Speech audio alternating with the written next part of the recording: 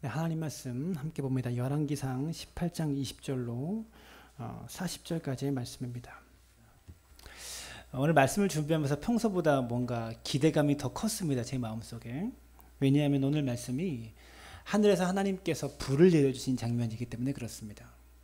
바알과 아세라 선지자 850명과 하나님의 선지자 엘리야 1명과 기도의 대결합니다. 기도의 대결을 하는데 이 대결에서 하늘에서 불이 떨어져서 불을 보내준 하나님이 참 하나님이다. 진짜 하나님이다. 이 기도 대결을 하는 가운데 엘리야가 이 기도의 대결에서 승리하는 이야기가 오늘 본문의 내용입니다. 왜 저에게 이 말씀이 기대감을 주냐면 오늘 같은 본문은 2000년 전에 하나님께서 엘리야를 통해서 이 땅에 불을 내려주셨다. 그게 중요한 것이 아니라 하나님께서 오늘 이 순간도 지금도 여러분의 가슴 속에 이 자리에 불을 주기를 원하신다는 사실 때문입니다. 하나님은 간절하게 우리에게 불을 주기를 원하세요. 오늘 말씀을 통해서 제가 기대하는 것은 오늘 말씀 가운데 메마른 우리의 심령에 하늘에서 불이 내리기를 소망합니다. 우리 교회에 이 불이 붙기를 원해요. 성령의 불이. 우리가 하나님의 불을 경험하는 것이 왜 중요하냐면 불을 체험하기 전에 이스라엘 백성들의 모습이 이러했습니다. 21절 함께 읽습니다. 시작. 엘리야가 모든 백성에게 가까이 나아가 이르되 너희가 어느 때까지 둘 사이에서 머뭇머뭇하려느냐. 여호와가 만일 하나님이면 그를 따르고 바알이 만일 하나님이면 그를 따를지니라 하니 백성이 말 한마디도 대답하지 아니하는지라.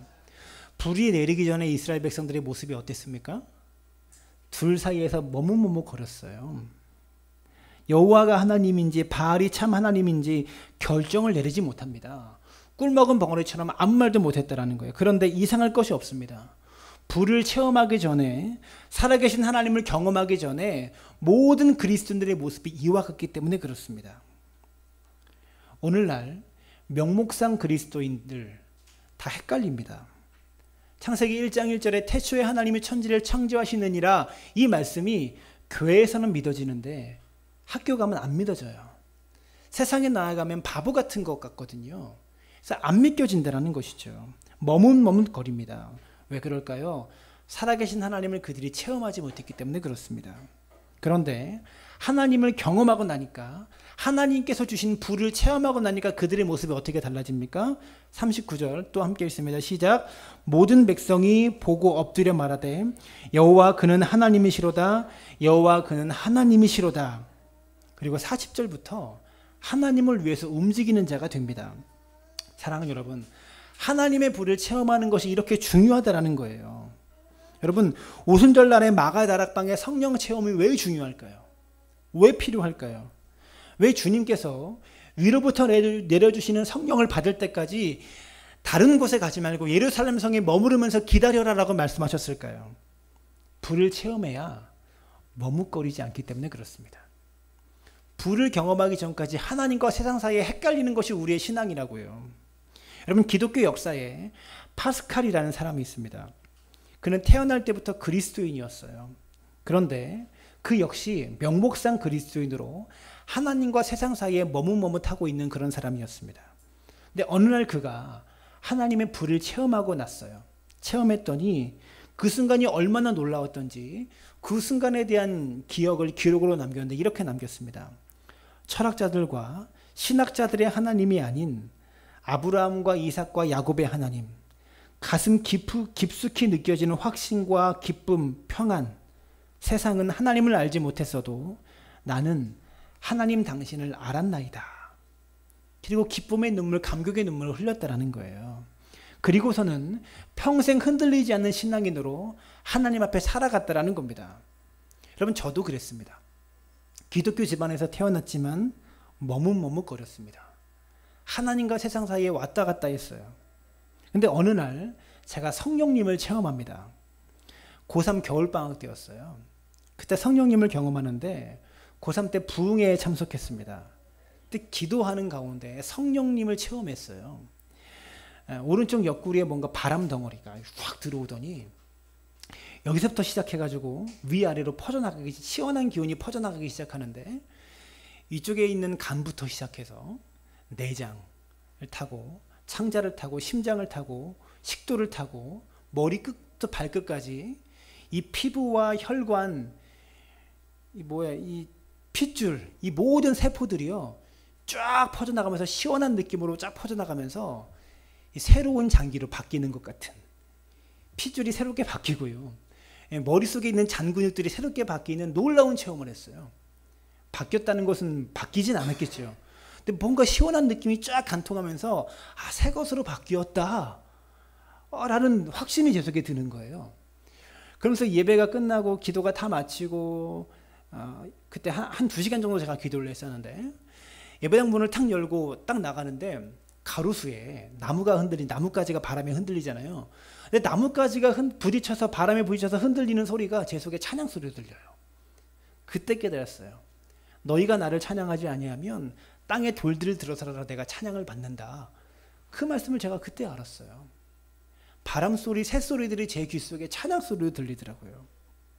그날 제가 그동안 말로만 들었고 설교로만 들어왔던 하나님을 만났고 성령을 체험한 뒤에 흔들리지 않는 신앙인으로 지금까지 살아왔다라는 겁니다. 오늘 저와 여러분이 똑같이 이 성령님의 은혜를 경험했으면 좋겠습니다. 머뭇거리던 자가, 하나님과 세상 사이에 머뭇거리던 자가 완전히 하나님 편으로 돌아서서 이제는 세상 바라보지 않고 하나님만을 위해서 살아가는 믿음의 사람들 되시기를 부탁을 드립니다. 오늘 제가 아무리 오늘 본문을 잘 설교한다고 할지라도 우리의 심령 속에 이 불이 체험되지 않으면, 하나님과 세상 사이에 머뭇거리던 신앙인이 하나님 편으로 완전히 돌아서지 않으면 오늘 설교는 못한 거예요. 의미가 없는 겁니다. 오늘 설교가 좀 부족하고 어눌하더라도 하나님께서 여러분의 심령 속에 불을 내려주시길 원하면서 하나님과 세상 사이에 머뭇거리던 그런 신앙인이 완전히 하나님 편으로 돌아서는 그런 은혜와 역사가 일어나게 되기를 주님의 이름으로 축원합니다. 오늘 말씀을 잘 보면 첫 번째 제가 깨달은 것이요, 우리가 살고 있는 이 시대를 너무나 비관적으로 바라보는 것 같습니다. 저 역시도 그렇게 바라봅니다. 사람들은 말하죠. 교회의 부흥의 시대는 끝났다. 이제는 리바이벌의 시대는 끝났고 서바이벌의 시대다. 교회가 부흥하는 시대가 아니라 교회가 살아남는 그런 시대다. 기독교가 이 땅에서 힘을 잃었다. 비관적인 전망들이 난무합니다. 그런데 사실 따지고 보면 엄살입니다. 왜 그렇습니까? 시대는 언제나 악했습니다. 지금만 악했던 것이 아니고요, 성경의 역사의 기록들을 다 보세요. 다 악한 시대였어요. 솔직히 말해서 엘리야 때는 지금보다 죄악이 훨씬 심각했던 것 같아요. 얼마나 심각했습니까? 이스라엘 민족 전체가 우상 숭배했습니다. 하나님의 선지자가 씨가 말라버렸어요. 이 기도 대결에서 알 수 있지만 바알과 아세라 선지자 몇 명이에요? 850명인 거예요. 근데 엘리야 혼자 남았습니다. 하나님의 선지자가 씨가 말라버린 그런 시대였다라는 것이죠. 여러분, 시대 탓하지 마시기 바랍니다. 지금은 부흥이 안 되는 시대다. 여러분, 저도 이런 말을 많이 하는데요, 목회하다 보니까 안 되니까 이런 핑계 많이 돼요. 지금은 교회가 안 되는 시대다. 부흥이 안 되는 시대다. 이런 말 하지 맙시다. 말씀을 통해 깨달았습니다. 문제는 시대가 아니라 사람입니다. 엘리야처럼 하나님께 완전히 붙잡혀버린, 성령의 능력에 사로잡힌 그 한 사람이 없기 때문에 부흥이 안 되는 것이고요, 시대가 점점 더 악해지는 거예요. 오늘날의 문제가 바로 이것입니다. 엘리야와 같은 하나님께 붙잡힌 사람이 없다라는 것이 문제죠. 더 이상 시대 가지고 핑계대고 시대 가지고 얘기하지 않고, 여러분, 제가 그리고 여러분이 하나님께 붙잡힌 그 한 사람 되어지시기를 주님의 이름으로 축원합니다. 오늘날 교회에 누가 필요합니까? 정말 필요한 사람은요, 엘리야와 같은 하나님의 사람이 필요한 겁니다. 많은 사람 필요 없습니다. 엘리야 한 사람이 이스라엘 땅 전체를 회복시켰다는 것을 여러분들이 기억하셨으면 좋겠어요. 또 하나 깨달은 것은요, 오늘 본문에서 이스라엘 민족의 문제가 해결되는 순서를 먼저 한번 보시기 바랍니다. 지금 이스라엘 민족에게 가장 필요한 게 무엇일까요? 뭐가 필요할까요? 제일 필요한 게. 사실 엘리야 이전의 이야기들을 우리가 말씀을 함께 안 나눴지만, 배경 지식에 대한 이야기를 제가 강해 설교를 아니기 때문에 안 나눴지만, 지금 이스라엘 민족에게 비가 오지 않는 시기입니다. 엘리야의 말 한마디 때문에, 그리고 엘리야가 왕 앞에 가가지고 내가 말하기 전까지는 이 땅에 비도 이슬도 내리지 않을 거야 라고 왕 앞에 가서 예언합니다. 그러고 나서 엘리야가 어디로 갑니까? 그리 시내가로 가요. 그래서 까마귀가 물어다 주는 음식을 먹고 거기서 살아요. 그러니까 지금 3년 6개월 동안 비 한 방울 안 내렸던 그런 시기예요. 이스라엘 민족, 이스라엘 땅에. 그래서 지금 이스라엘 민족에게 가장 필요한 게 뭐라고요? 비예요. 물이 필요한 거예요.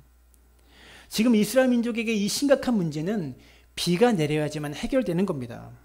누가 봐도 가장 시급한 문제가 비예요. 근데 하나님은요, 이 문제를 별로 심각하게 보시지 않는 것 같습니다. 하나님은 하늘에서 비를 내리시기 전에 무엇을 내리십니까? 오늘 본문에 불을 내리신다는 거예요. 육적 가뭄을 해결하기 전에, 비가 내려야지만 해결되는 육적 가뭄을 해결하시기 전에 이스라엘 민족의 영적 가뭄을 먼저 해결하셨다는 겁니다. 우리 기독교의 신비가 무엇인 줄 아십니까? 영적 문제의 해결이 육적 문제 해결의 출발이다라는 겁니다. 영적인 문제 해결이 육적인 문제보다 우선시 된다는 겁니다. 지금 내가 직면한 문제, 취업이 안 되고 사업이 어렵고 건강이 나빠지고 이 문제가 중요하니까 나는 이것 먼저 해결되어야 될 것 같은데, 여러분 그건 세상 사람들이 하는 이야기고요. 예수 안 믿는 사람들이 하는 이야기고요. 우리가 심각하게 여겨야 되는 더 큰 문제가 무엇입니까? 내 냉랭한 가슴, 빈들의 마른 풀처럼 완전히 메말라버린 우리의 메마른 심령, 이 심령이 회복되어야 하나님께서 우리 삶의 육적인 문제들을 해결해 주신다는 거예요. 영적 가뭄이 해결되는 것이 더 시급한 문제입니다. 육적 가뭄보다. 하나님으로부터 내가 멀어져서 한때는 뜨거웠지만 지금은 식어져 버린 내 가슴이 성령의 불로 다시 타오르는 것, 그게 필요하다는 것이죠. 여러분 기억하십시오. 불 다음에 비를 주셨습니다. 비를 먼저 주신 게 아니라 불을 주신 다음에 비를 주셨어요. 메마른 우리의 심령이 회복되는 게 먼저라고요. 세 번째 묵상, 지금부터 설교가 길어지는데요. 세 번째가 길어요. 불이 내려지기까지의 과정을 함께 살펴보도록 하겠습니다. 30절입니다. 30절 시작. 엘리야가 모든 백성을 향하여 이르되 내게로 가까이 오라. 백성이 다 그에게 가까이 가매 그가 무너진 여호와의 제단을 수축하되.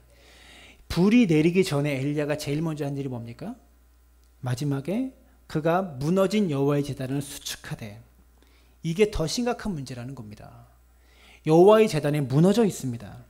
말씀의 제단, 기도의 제단, 무너진 거룩의 제단, 예배의 제단, 이 제단을 다시 쌓는 게 먼저라는 겁니다. 육적 문제를 해결하기 전에 영적 문제를 해결해야 되는데 그 영적 문제의 해결의 첫걸음이 뭐예요? 무너진 우리의 예배의 제단, 기도의 제단을 다시 쌓는 게 시작이라고요. 오늘 각자 여러분의 삶 가운데 문제가 있는 줄로 압니다. 문제가 없는 사람은 없어요. 그런데 이 문제를 해결받는 길을 여러분 똑바로 아시기를 바랍니다. 무너진 예배의 제단을 먼저 회복해야 되고요. 무너져 있는 기도의 제단을 먼저 회복해야 돼요. 아니, 예배의 제단과 기도의 제단이 아직 쌓이지도 않은 사람이 있어요. 쌓인 적도 없는 사람이 있습니다. 그게 먼저 세워져야 영적인 문제가 해결된다고요. 하나님 제 가슴에 다시 불을 허락하여 주옵소서. 다시 기도가 회복되게 하여 주옵소서. 다시 예배의 뜨거움과 예배의 사모함이 회복되게 하여 주옵소서. 무릎으로 기도하셔야만 그 다음에 여러분의 육적인 문제들을 해결해 주신다는 거예요. 이건 경험해 본 사람만 알아요. 내가 하나님과 멀어지고 내 힘으로 뭔가를 하려고 했을 때는 준비된 것도 안 돼요. 내 생각에 다 준비된 것 같은데 그래도 안 된다고요. 그런데 내 준비가 조금 부족하고 미흡하더라도 우리의 마음과 우리의 심령이 하나님 앞에 회복되기 시작하면 범사에 하나님이 도우십니다. 때를 따라 도우시는 은혜와 능력들을 경험할 수 있다고요. 사랑하는 여러분, 내게 문제가 있을 때 내 앞에 당면한 문제들을요, 여러분 세상 사람들이 하는 방법으로 내가 해결할 수 있을 것 같습니까? 여러분 예수 믿기 결정한 순간 그게 안 되는 사람들이에요. 우리는 안 돼요. 세상의 방법들로는 이길 수 없는 사람들이라는 겁니다. 주 여호와가 여러분의 힘이 되십니다. 그 방법으로만 승리할 수 있는 사람들이에요. 이게 신앙인이 살아가는 비결입니다. 여러분 다윗이 골리앗을 이길 수 있었던 비결이 뭔지 아십니까? 다윗이 돌팔매질을 잘했기 때문에가 아니에요. 연습을 많이 했기 때문에가 아니에요. 핵심은 무엇입니까? 다윗은 작고 연약한데 다윗이 2m 80이나 되는 골리앗을 죽일 수 있었던 비결은 그가 하나님을 의지했기 때문에 그래요. 여러분 다니엘과 그 친구들이 사저굴 속에 들어가서 살아나올 수 있었던 비결이 뭡니까? 다니엘이 사자보다 싸움을 잘해서? 아닙니다. 하나님이 다니엘과 함께 하셨기 때문에 사자굴 속에서도 살아나올 수 있었다라는 거예요. 사랑하는 여러분, 이길 방법이 없어요. 세상의 방법으로는. 그러나 하나님이 우리와 함께 할 때 승리할 수 있고 이길 수 있다는 것이죠. 무너진 예배의 제단, 말씀의 제단, 기도의 제단 쌓으시길 바랍니다. 이 제단이 아예 없었던 사람들 쌓아가세요. 그래야지 해결해 주십니다. 여러분 또 31절을 읽는데 저에게 주시는 감동이 있었어요. 31절을 보시면 야곱의 아들들의 지파 수요를 따라 엘리야가 돌 12개를 취하니, 제단을 쌓느라고 돌을 이렇게 하는데 돌을 몇 개를 취한 거예요? 돌 12개를 취했대요. 무너진 제단을 쌓는데 하필이면 돌 12개를 취합니다. 왜 12개의 돌일까요? 그 이유는요, 이스라엘 민족이 12개의 지파로 구성되어 있습니다. 당시 이스라엘은 분단된 상황인데, 우리나라처럼 남과 북으로 분단된 상황인데 북이스라엘은 10지파, 남유다는 2지파로 분단되어 있었습니다. 그런데 엘리야는요, 어느 지역의 선지자였냐면 북이스라엘에서 활동하는 선지자였어요. 남유다 사람이 아니에요. 근데 엘리야는 지금 북이스라엘만을 위해서 10개의 돌을 취하지 않습니다. 북이스라엘 선지자가 남유다와 북이스라엘이 원래 한 민족이었고 타 같은 하나님의 언약을 받은 언약 백성이었기 때문에 12개의 돌을 취합니다. 같은 민족이지만 정치적으로는 완전히 떨어진 별개의 나라입니다. 우리나라가 70년 분단 세월보다 더 험악하고 더 오랜 분단을 겪어왔던 그런 나라들이에요. 그런데 지금 북이스라엘만을 위해서 아니라 남유다를 위해서도 하나의 민족으로 12개의 돌을 취해서 제단을 쌓고 있다는 말입니다. 무슨 말입니까? 엘리야의 마음속에 12개의 지파가 하나가 되기를 원하는 마음이 있었다는 거예요. 이 말씀은 특별히 한반도에 살고 있는 그리스도인들에게 주시는 말씀이라고 생각됩니다. 우리의 문제가 무엇입니까? 이 땅에 부흥을 달라고 기도하고 이 땅의 회복을 위해서 기도하지만 다 나만을 위해서만, 나만 교회를 위해서만 기도하는 부흥이에요. 북한 교회는 우리가 안중에도 없어요. 하나님 한국 교회를 회복시켜 주시옵소서라고 기도하면서도 북한 교회는 생각하지도 않고 남한 교회만을 생각하며 기도하고 있다고요. 정치적으로 완전히 분단되어 있지만 이스라엘 12지파 전체 회복을 원했던 엘리야의 마음처럼 여러분 북한을 위해서도 기도하시기 바랍니다. 남한의 교회만 무너져 있는 것이 아니라 북한 교회가 훨씬 더 많이 무너져 있습니다. 근데 우리는 너무나 다 이 남쪽 교회만을 위해서 기도하고 있다는 것이 우리의 연약함이 아닐까, 그런 생각을 하게 되었습니다. 여러분 계속해서 32절부터 35절까지를 보시는데 이 말씀 속에 엘리야의 행동을 한번 잘 살펴보세요. 엘리야의 행동을 32절부터 함께 읽습니다. 시작. 그가 여호와의 이름을 의지하여 그 돌로 제단을 쌓고 제단은 돌아가며 곡식종자 2세알을 둘 만한 도량을 만들고 또 나무를 버리고 송아지의 각을 떠서 나무 위에 놓고 이르되 통 넷에 물을 채워다가 번제물과 나무 위에 부으라 하고 또 이르되 다시 그리하라 하여 다시 그리하니 또 이르되 세 번째로 그리하라 하여 세 번째로 그리하니 물이 제단으로 두루 흐르고 도랑에 물이 가득 찼더라. 얼핏 보면 이해가 안 되는 행동입니다. 불을 내려달라고 기도하면서 지금 엘리야가 뭘 하고 있는 거예요? 물을 붓고 있습니다. 여러분 이 장면을 보면서 어떤 생각이 드십니까? 전 이런 생각이 들었어요. 물 참 아깝다, 이런 생각이 들었습니다.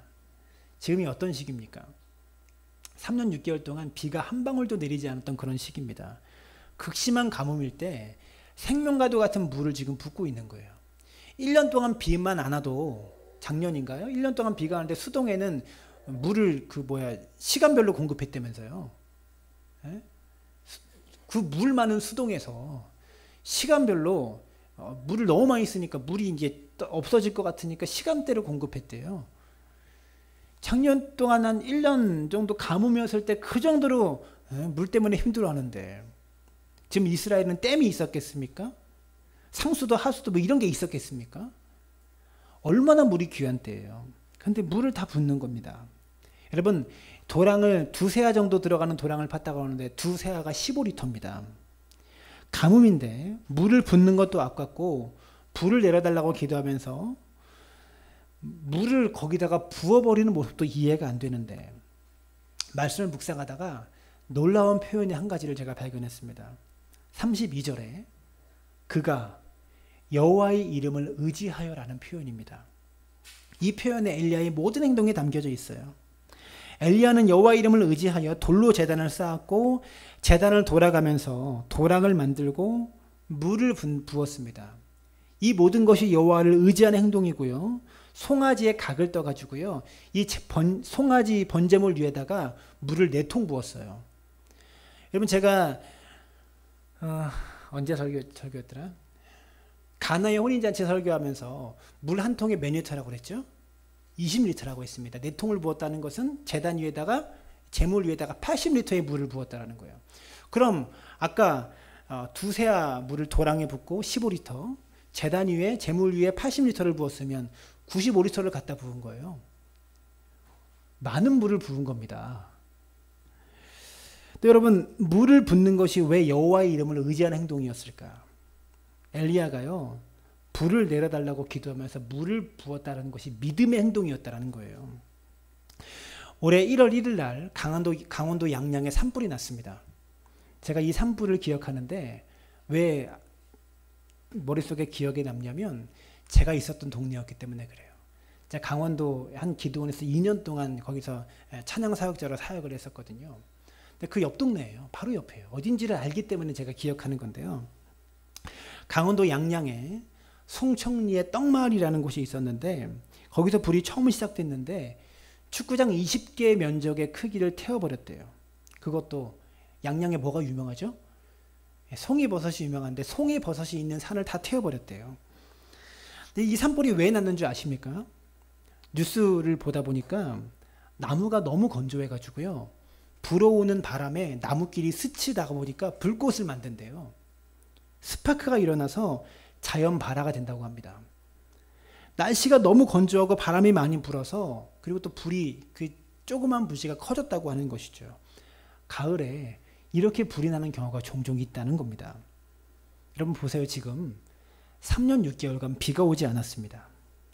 3년 6개월 동안 비가 오지 않았다면 이스라엘 땅 안에 존재하는 모든 나무들이 어떻게 됐을까요? 바짝 말라 있는 겁니다. 지금 제단 위에 재물과 함께 나무들이 올라와 있습니다. 바싹 마른 나무면 혹시 자연 발화해가지고 불이 붙었다라고 말할 수도 있겠죠. 그런 사람들이 있을 거 아닙니까?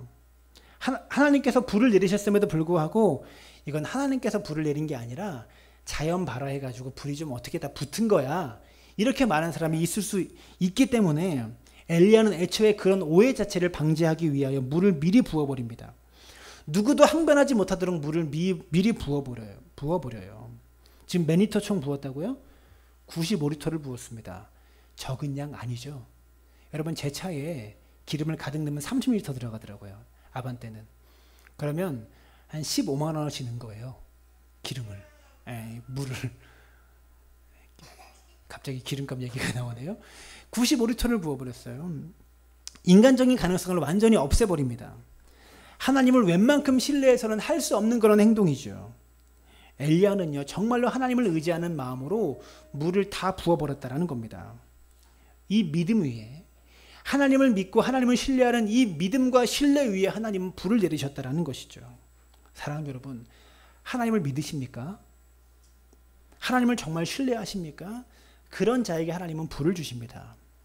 여러분, 또 더 중요한 것인데요, 엘리야가 물을 부은 것에 또 다른 차원의 믿음이 있다는 것을 제가 깨닫게 되었어요. 말씀을 보면서 처음 드는 생각이 뭐였다고요? 물이 아깝다, 이런 생각이었잖아요. 마실 물도 없었을 텐데 뭐 물을 저렇게 많이 부었을까, 이런 생각이 제 생각이었습니다. 그런데 엘리야는 그 95리터의 물을 극심한 가뭄일 때 아끼지 않고 다 부었습니다. 왜 부은지 아십니까? 이때는 돈보다 물이 더 귀했을 거예요. 근데 그 물을 왜 부은 줄 아십니까? 엘리야는요, 하나님이 불을 내리셔서 영적 회복을 주시고 난 다음에 비를 내리셔가지고 가뭄의 문제를 완벽하게 해결해 주실 거라는 믿음이 있었기 때문에 다 부을 수 있었던 거예요. 불이 내리고 나면 더 이상 물이 모자라서 문제가 안 될 것을 알았기 때문에 물을 다 부을 수 있었다라는 말입니다. 여러분 이해가 되십니까? 그래서 그걸 믿지 못하면 지금 얼마 안 남은 이 물을 함부로 쓸 수 없어. 이 귀한 물인데. 그러나 내가 가지고 있는 물보다 하나님께서 불을 주시고 나면 더 큰 비를 이 땅에 내려주실 거라는 믿음이 있으면 이걸 아는 사람은 다 쏟아낼 수 있다라는 거예요. 놀라운 믿음의 행위입니다. 여러분 이어지는 다음 단락 오늘 20절부터 40절까지 읽었죠.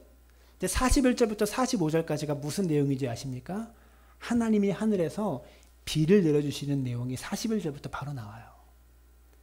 엘리야가 믿음이 있었기 때문에 물을 다 부을 수 있었구나라는 것을 제가 깨달았다고요. 엘리야가 부었던 이 물은요, 마중물입니다. 마중물이라고 아시죠? 지하에 있는 물을 끌어올리려고 펌프질을 할 때 마중물 물 한 바가지를 부어야 물이 올라오는 거예요. 마중물이라고 합니다. 물을 마중 나간다는 거예요. 많은 물을 얻기 위해서는요, 한 바가지의 물을 부어야 됩니다. 그 마중물 아끼려고 한 컵 부으고 뭐 조금 아껴서 붓고 필요 없습니다. 그냥 다 부어버리면 됩니다. 반드시 올라오기 때문에 그래요. 여러분 성경에 이 마중물의 원리가 얼마나 많은지 모릅니다. 오병이어의 기적이 마중물의 원리죠. 보리떡 5개와 물고기 2마리를 가지고 하나님께 드렸더니 5,000명이 남고 12광주리가 남는 놀라운 기적들을 경험하게 하셨어요. 이게 성경의 원리입니다. 작은 것이지만 아까운 것 그것을 드릴 때 하나님은요 놀라운 역사를 일으키십니다. 제가 엘리야에 대해서 설교하면서 이 말씀 드렸지만 엘리야를 하나님이 이 원리를 먹이셨어요. 엘리야를 사르밧 과부에게 보내셨습니다. 이 사르밧 과부가 어떤 사람입니까? 생활고에 시달려 가지고요 죽으려고 했던 사람이에요. 과부에게 남은 것이 밀가루 한 움큼과 기름 한 병 남았습니다. 밀가루 한 움큼과 기름 한 병 남아가지고 이것으로 떡을 해먹고 죽으려는 사람이었어요. 자식과 함께. 딱 한 끼 요리해서 먹을 만큼 돈 한 푼도 없고 동전도 없고 아무것도 없고 딱 이거 요리해서 먹고 죽으려고 결심했던 아들과 함께 죽으려고 결심했던 가정에 엘리야를 하나님이 보내시는 거예요. 거기 가라. 근데 엘리야가 가서 뭐라고 하는지 아십니까? 그 과부한테 그거 네가 먹지 말고 하나님께 드려라. 나쁜 놈 아니에요? 저는 이런 말 절대 못해요. 목사가요 제가 제일 못하는 게 또 어떨 때는 또 제가 좀 강조하기도 하지만 뭐 여름 성경학교 때 찬조하시라고 이렇게 하기도 하지만 제가 제일 못하는 게 헌금하라는 이야기거든요. 근데 엘리야는요 그 과부에게 가가지고요 이제 먹고 죽으려는데 그 너 먹지 말고 하나님께 드려라. 좀 너무한 사람 아닙니까? 매정한 사람 아닙니까? 나쁜 놈 같아요. 내 거예요. 작은 거예요. 없으면 안 될 것 같은, 네가 없으면 큰일 날 것 같은 너무 아까운 밀가루 한 움큼과 기름 한 병이에요. 여러분 한번 생각해 보세요. 이 여인이 이거 먹고 죽으려고 그랬어요. 근데 그거 먹고 죽으나 안 먹고 죽으나 뭔 차이입니까? 차이 있습니까? 없습니까? 별로 없죠. 근데 살다 보면 이게 너무 커 보이는 거예요. 있으나 없으나 별 상관없는데 이게 너무 커 보이기 때문에 하나님께 드리지 못하는 거예요. 여러분 제가 목회를 하면서 깨닫는 게 한 가지가 있는데요.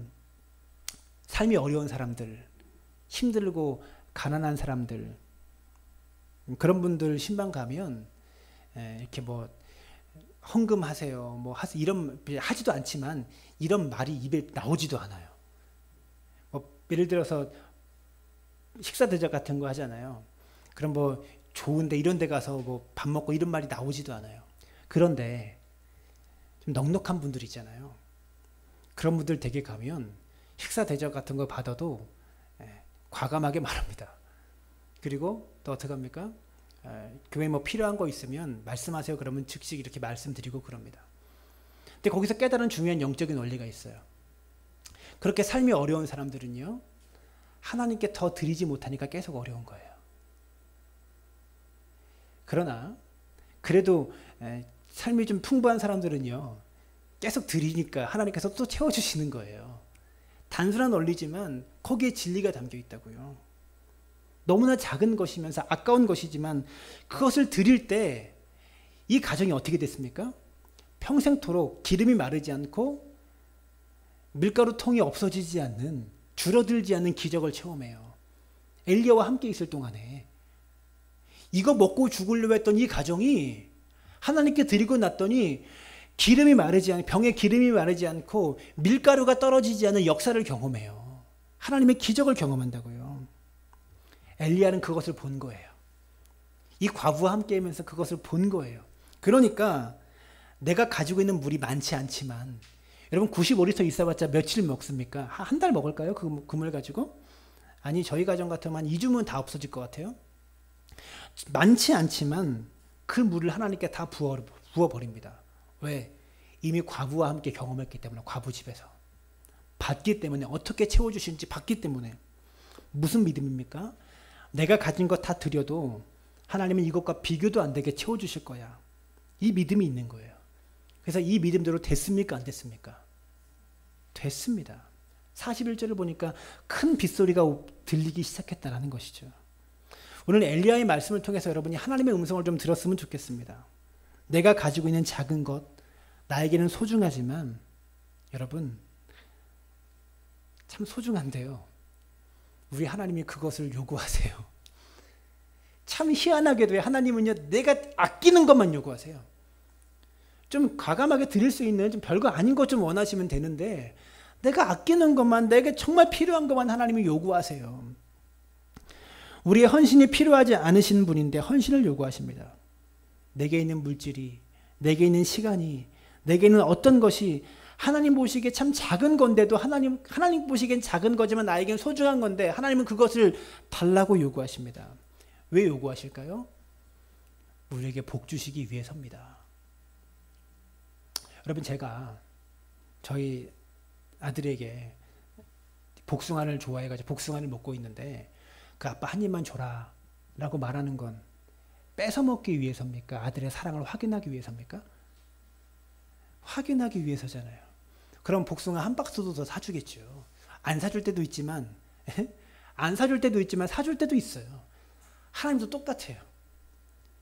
우리의 사랑을 확인하고 싶으셔가지고 달라고 하시는 거예요. 그러면 하나님께서 더 큰 것으로 채워주실 때도 있지만 안 채워주실 때도 있어요. 근데 하나님의 목적은 뭡니까? 사랑을 확인하고 싶은 거예요. 그 아끼는 그것보다 나를 사랑하는지 확인하고 싶으신 거예요. 하나님께서 우리에게 복 주시고 싶으셔서 작지만 내겐 너무나 아깝고 소중한 그것을 하나님이 요구하신다고요. 나는 작은 것 드렸는데 하나님께서 우리에게 얼만큼 주시는지 아세요? 얼마나 큰 거를 주시는지 아십니까? 나는 작은 것 드렸는데 하나님은 우리에게 영생을 주세요. 영원한 생명을 주세요. 나는 조그만 것 드렸는데 하나님은 영원한 생명으로 나에게 갚아주신다는 겁니다. 이건 비교가 안 되는 거예요. 내가 가진 물질이 아깝지만 하나님께 믿음으로 드려요. 하나님은 그러면 우리의 인생을 책임져 주시고요. 영원한 생명을 주세요. 나는 자금 섬김 드렸는데 하나님은 비교도 안 되는 것으로 갚아주신다는 말이죠. 이건 경험해 본 사람만 알아요. 경험 안 해본 사람은 오늘 목사님이 이상한 설교하네 라고 밖에 안 들려요. 경험해 본 사람만 알아요. 이게 성경의 원리입니다. 하나님은 엘리야의 물이 필요하지 않습니다. 근데 엘리야에게 믿음이 생겼어요. 내가 가지고 있는 이 귀한 물 부으면 하나님이 비를 주실 거야. 더 큰 물을 주실 거야. 사랑하는 여러분, 믿음으로 살아보세요. 이렇게 엘리야처럼 살아보세요. 그럼 하나님이 더 큰 것으로 채워주십니다. 그 큰 것이 뭐라고요? 영원한 생명이에요. 영원한 생명을 소유한 기쁨이 얼마나 큰지 아십니까, 여러분? 여러분, 계속해서 33절을 보겠습니다. 또 나무를 버리고 송아지의 각을 떠서 나무 위에 놓고. 여러분, 12개의 돌을 가지고 제단을 쌓았는데 그 제단 위에 무엇을 올립니까? 재물을 올리는데 송아지의 각을 떠서 그 위에 올렸다라는 거예요. 불은 빈 제단 위엔 절대 내리지 않습니다.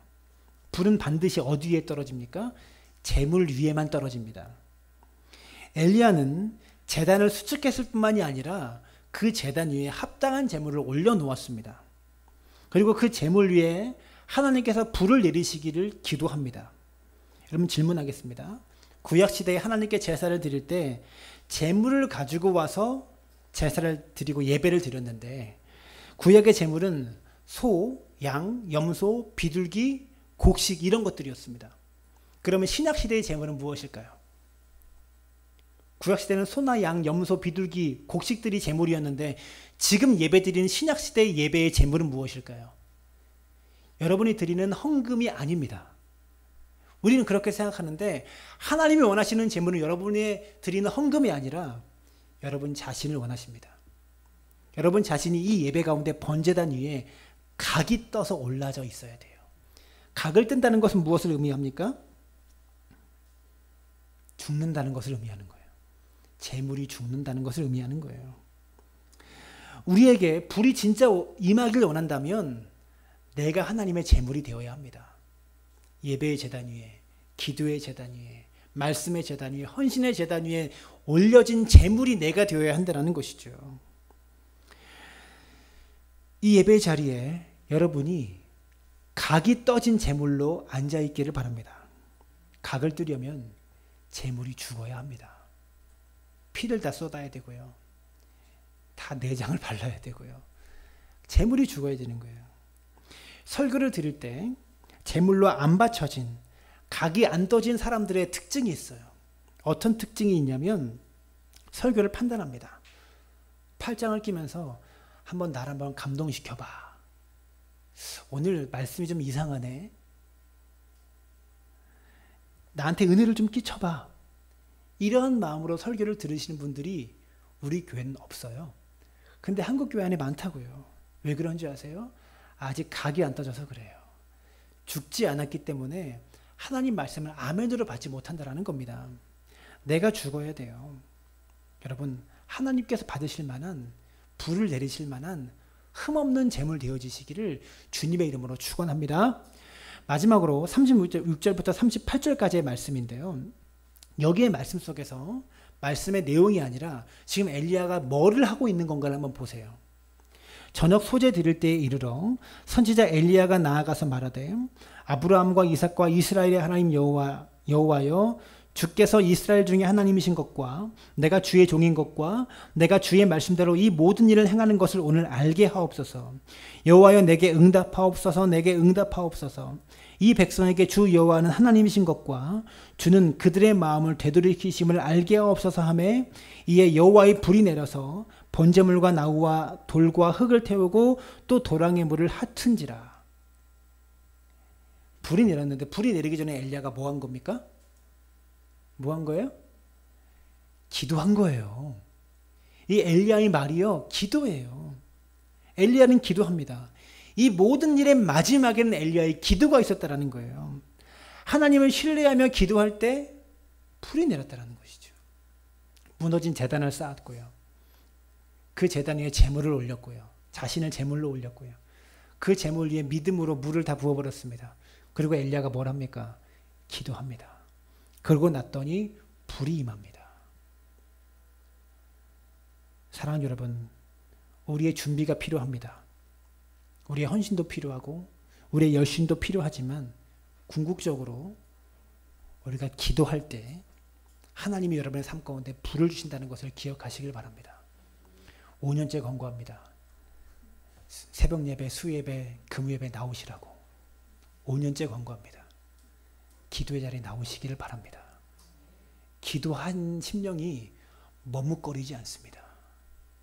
기도하는 영혼에게 하나님은요, 물을 주십니다. 비를 주십니다.